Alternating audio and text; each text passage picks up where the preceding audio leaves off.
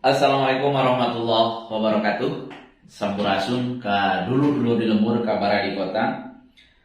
Ada satu pertanyaan yang menggelitik jiwa saya gitu. Ngapain sih nge-YouTube gitu?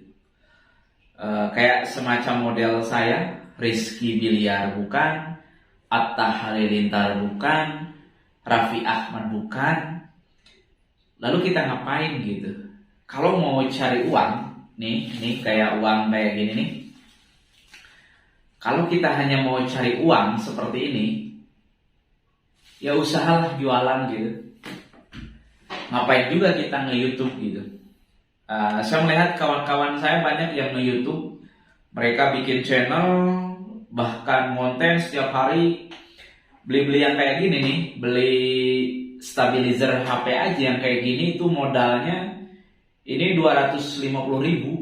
Bayangin 250.000. Kalau kita bikin bala-bala, bikin bakwan, atau kita bikin karedok, untungnya 10% aja atau 20% itu udah untung 50 hari. Tapi nge-YouTube, kapan sih kita bisa punya dapat uang? Syaratnya kan bisa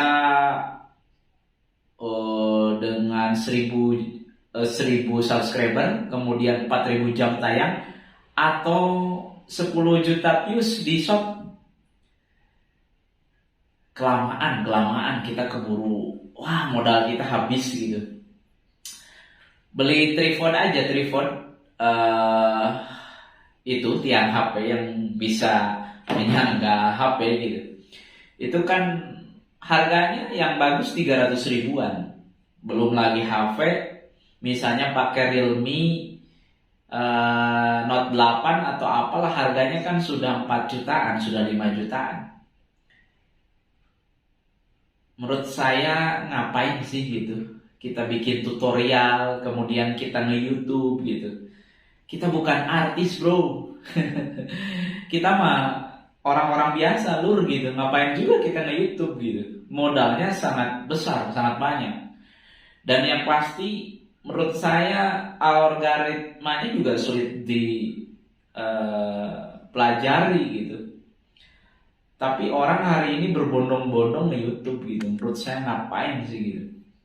Karena bagi saya modal di awal sudah keluar gitu. Kalau kemudian ending orang itu cuman ini lembaran rupiah seperti ini gitu, ngapain sih harus nge-YouTube gitu? Itu adalah salah satu kegelisahan yang saya alami karena saya sudah punya konten kalau nggak salah hampir 300 atau 400 lah. Dan itu memang viewsnya tidak ada yang banyak. Paling banyak cuma 12.000, itu pun cuma satu video. Dua video ya, yang satu short, yang satu video yang membahas tentang cara kita membuat pupuk organik ya dari bonggol pisang. Ini kita bicara di channel itu, di video itu saya bicara tentang kebutuhan kita akan kalium dan kalsium. Karena petani di pedesaan banyak yang berhadapan dengan masalah-masalah pupuk itu, diantaranya oke lah ya, yang mengandung nitrogen tinggi itu banyak kan. Misalnya pupuk kandang, sekam bekas ayam sayur, ayam petelur, banyak pupuk yang mengandung N-nya tinggi gitu. Tetapi untuk kalium, kalsium yang membuat batang tanaman itu kokoh, itu nggak ada, sulit gitu. Makanya ternyata ada banyak bonggol-bonggol, akar-akaran yang mengandung kalium tinggi, sehingga kalium itu merangsang kekuatan batang, dahan, ranting, kemudian bunga jadi tidak rontok, kemudian nanti berbunga dengan lebat. Nah itu channel itu saya bahas di YouTube saya yang berjudul bercocok tanam gitu. Kalau kalian cek itu judul channel saya apa sih isinya gitu, pasti kalau diketik di YouTube isinya itu esek-esek lah, apa ya, yang semuanya itu isinya itu ngeres semua gitu, tentang seksualitas lah gitu. Bercocok tanam mungkin dalam tanda kutip gitu. tema-tema tentang novel percintaan, persenggamaan dan lain-lain gitu. Ya, yang seperti itulah gitu. Tetapi saya coba di situ memang belum naik-naik gitu sampai sekarang, baru punya 500 subscriber dan viewsnya sedikit lah. Apalagi di channel saya yang lain yang dulu Rahayu, itu saya sudah lama, hampir berapa tahun gitu, hampir sejak 2020 lah gitu. Channelnya Sampurna, naik gunung, kemudian mancing dan lain-lain.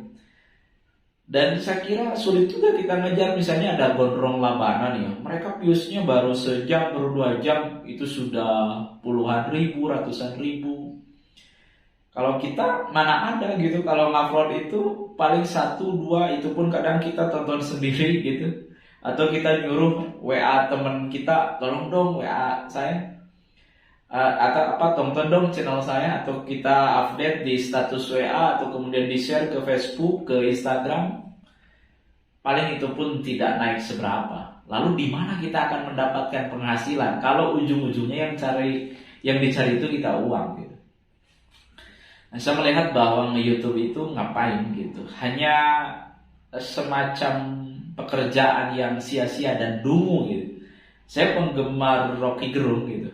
Bahkan saya ingin mengatakan bahwa channel ini kita namai saja tutorial dungu gitu.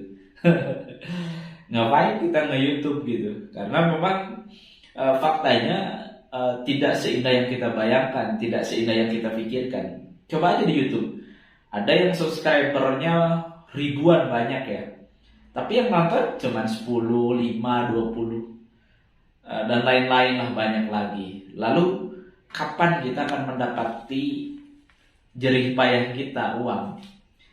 Oke lah, bagi kawan-kawan yang punya semacam apa ya, semacam jiwa motivator bagi orang lain, wah jadilah YouTuber, kita bekerja keras lah, nanti ya kita akan mendapatkan apa yang kita tanam, apa yang kita usahakan. Usaha tidak akan mengkhianati hasil. Ya, kalau teman-teman bermazhab kepada misalnya Mario Teguh, silahkan lah gitu. Saya justru skeptis. Saya kadang masih senang dengan apa yang disampaikan oleh pemilik channel Insan Tutor misalnya. Ngapain sih gitu.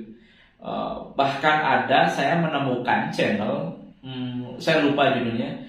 Dia itu seorang lelaki, diem aja gitu. Itu hampir setahun yang lalu, yang nonton berapa? Dia 2 jam diem gak ngapa-ngapain, yang berkedip, yang bergerak cuma matanya doang gitu. Berapa viewsnya? Viewsnya 6 juta. Wow, bisa kan? Sementara yang lain kayak modal saya, kenapa saya misalnya seolah-olah ini sebuah luapan kekesalan terhadap YouTube gitu, terhadap algoritma YouTube, terhadap nge-YouTube ini gitu. Mungkin semacam keluh kesah, atau misalnya kepasrahan, atau kita bahkan pemberontakan ya. Ini semacam pemberontakan gitu. Ngapain sih gitu nge-YouTube gitu. Apakah nggak ada kerjaan yang lain, misalnya nanam timun kayak gitu, nanam bawang kayak gitu di Polybag, atau bersih-bersih jalan gitu, atau bantu ibu kita nyari kayu bakar ke kebun gitu, atau ke sawah kitanya ngelurusin, ngebenerin air gitu. Sekali lagi, kita bukan Rizky Bilyar yang ketika namanya disebut, atau Lesti Kejora yang ketika namanya disebut itu menjadi viral. Atau kita bukan Kang Deddy Mulyadi gitu. Kang Deddy Mulyadi sarjana hukum, beliau adalah anggota DPR RI Komisi 4. Sekalinya dia terus konten setiap hari bikin YouTube, dia sudah punya penggemarnya tersendiri gitu kan. Sementara kita siapa gitu, dan saya siapa gitu. Atau Atta Halilintar, artis kelas papan atas gitu. Nah, saya ingin mengajak kita merenung, bukan semacam kebingungan dan kebuntuan gitu, tapi ngapain sih gitu nge-YouTube. Ini tujuan ya yang harus kita pikirkan, atau sekedar kita mendokumentasikan kegiatan kita sehari-hari gitu. Kalau nge-YouTube-nya diseriusin, beli drone, kemudian tripodnya yang bagus, handphonenya beli yang bagus, kemudian stabilizernya big yang 400, 500 bahkan 1 juta, bahkan earphone-nya, headphone, headsetnya dan lain-lain itu yang sejutaan kan ya gitu harganya gitu. Ngapain sih gitu uang sejuta kalau kita pakai usaha, kita beli sayuran lalu kita jual lagi, kita bikin bakwan, kita bikin bala-bala, kemudian kita bikin panganan-panganan lalu di-order gitu, dikelilingkan sama emak-emak yang biasa ngambil barang ke kita. Untungnya sudah berapa Pak cuannya, duitnya? Nah, cari duitnya sudah seberapa sih gitu. Nah, saya justru kegelisahan-kegelisahan ini patut kita sampaikan bahwa jangan-jangan kita sebetulnya menuju satu situasi yang euforia, kita menjadi orang yang dungu gitu. Waktu kita disita untuk setiap saat lihat channel kita, YouTube kita gitu. Orang sudah berapa yang lihat, atau kita beli YouTube Views ya, aplikasi yang ada di Shopee misalnya, di Lazada, kemudian yang ada di marketplace lah gitu, alat-alat untuk nonton video sendiri gitu, VPN dan lain-lain. Ngapain sih gitu? Saya ingin bertanya justru ngapain kita nge-YouTube gitu? Ngapain juga gitu? Kerja aja gitu, kerja jadi kerja misalnya di orang di toko kelontongan, kita angkut-angkut barang sehari kita dibayar 50.000. Satu minggu kita udah dibayar 350, sebulan kita udah dibayar 1 juta loh gitu. Nyari uang 1 juta. Ini YouTube kita udah tahunan bikin video kesana kemari yang mungkin videonya tentang alam, dia keliling ke sawah, ke kebun, ke hutan, ke gunung. Lalu orang edit, bayangin, itu ada Power Director, itu sebuah aplikasi untuk edit, itu bayar 70.000 per bulan loh. Emang dipakai ngedit berapa kali sih? Atau kita misalnya kuota YouTube lah, kuota HP-nya ya, di M3 itu, di Indosat itu paket datanya misalnya ada yang 100 GB itu harganya 135.000. Apakah cukup? Apakah seproduktif itu kita beli misalnya paket itu? Lalu video dalam sebulan itu kita menghasilkan berapa gitu? Sementara kuotanya kan keluar banyak juga. Nah ini semacam skeptisisme dari saya tentang ngapain sih kita YouTube gitu. Ini ya, jadi sebuah kawan-kawan juga tidak terlalu tergiur dengan YouTube lah gitu. Kalau bisa cari pekerjaan yang lain, kita bisa di Bekasi UMR-nya aja udah 5 juta sekian gitu. Sebulan loh gitu, tinggal nongkrong datang ke pabrik gitu. Atau orang yang jualan, yang usaha, yang dagang bakso misalnya sehari misalnya laku 60 mangkuk, 6 kali 10.000 misalnya 600.000, itu keuntungan jualan makanan itu rata-rata 30% loh. Orang udah untung misalnya 10% 60.000, 20% 12, udah hampir 200.000 loh sehari orang jualan bakso. Lah kita nge-YouTube modal, sementara apa yang kita kerjakan itu belum jelas apakah dia akan menghasilkan atau enggak. Kita hanya gambling, siapa tahu susuganan, siapa tahu mudah-mudahan cuman itu gitu. Nah pertanyaan saya kembali, ngapain sih nge-YouTube? Mudah-mudahan pertanyaan ini bermanfaat ya. Oke, terima kasih. Assalamualaikum warahmatullahi wabarakatuh.